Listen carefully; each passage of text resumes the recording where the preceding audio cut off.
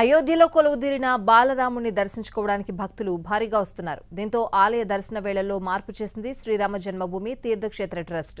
భక్తులకు కొత్త మార్గదర్శకాలను జారీ చేసింది. 500 సంవత్సరాల తర్వాత అయోధ్యలో మళ్లీ రాముడు కొలువుదీరాడు. బాలరాముడి దర్శనానికి భక్తులు భారీగా వస్తున్నారు. రోజుకు 1,00,000 నుంచి 1,50,000 మంది రామయ్యను కనులారా వీక్షించి తరిస్తున్నారు. తెల్లవారుజాము 4 గంటలకు బాలరామయ్యకు మంగళహారతి ఇస్తారు. ఉదయం 6:15కు శృంగార హారతి ఉంటుంది. రాత్రి 10 గంటలకు శయనహారతి ఇస్తారు. అయితే భక్తుల్ని ఉదయం 6 గంటల నుంచి రాత్రి 9:30 గంటల వరకు రామ్లల్లా దర్శనానికి అనుమతిస్తోంది శ్రీరామ జన్మభూమి తీర్థక్షేత్ర ట్రస్ట్. తాజాగా రాత్రి శయనహారతికి కూడా భక్తుల్ని అనుమతించాలని నిర్ణయించింది. అయితే దీనికి ట్రస్ట్ ఉచితంగా జారీ చేసిన ఎంట్రీ పాస్ తప్పనిసరి. శ్రీరామ జన్మభూమి తీర్థక్షేత్ర ట్రస్ట్ వెబ్సైట్లో పేరు, వయస్సు, ఊరు, ఆధార్ కార్డు నంబరు వంటి వివరాలను నమోదు చేయాల్సి ఉంటుంది. వాటి ఆధారంగా ఎంట్రీ పాస్ సిద్ధమవుతుంది. దాన్ని డౌన్లోడ్ చేసుకుని రాత్రి హారతికి హాజరవ్వాల్సి ఉంటుంది. రామ్లల్లా ఆలయంలో దర్శనానికి ఎలాంటి రుసుము లేదు.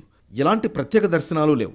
ఎవరైనా ప్రత్యేక దర్శనం టికెట్లు జారీ చేస్తున్నట్లయితే మోసం జరుగుతోందని గ్రహించాలని ఆలయ తీర్థక్షేత్ర ట్రస్ట్ స్పష్టం చేసింది. క్యూలైన్లో ప్రవేశించాక గంట నుంచి గంటంపావు వ్యవధిలో బాలరాముడి దర్శనం పూర్తవుతుంది.